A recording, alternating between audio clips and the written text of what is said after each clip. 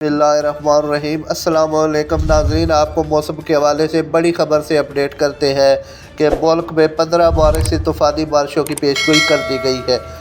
लेकिन वीडियो में जाने से पहले गुजारिश है कि जिन बहन भाइयों ने अभी तक हमारा चैनल सब्सक्राइब नहीं किया वो चैनल को सब्सक्राइब कर लें। जी बिल्कुल, मुल्क भर में 15 मार्च से शदीद बारिशों की पेशगोई कर दी गई है। महकमा मौसमियात ने 15 से 20 दिन तक लगातार बारिशों के बारे में बताया है, जबकि बारिशों और बर्फ़बारी की वजह से गंदम की तैयार फसलों के नुकसान होने का भी खदशा है।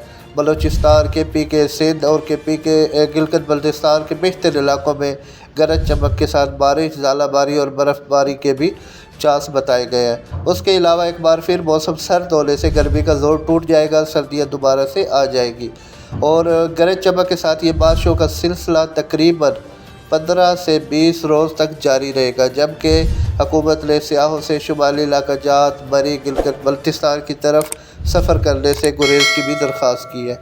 तो जिन बहन भाई ने अभी तक चैनल सब्सक्राइब नहीं किया वो प्लीज़ चैनल को सब्सक्राइब कर ले। शुक्रिया।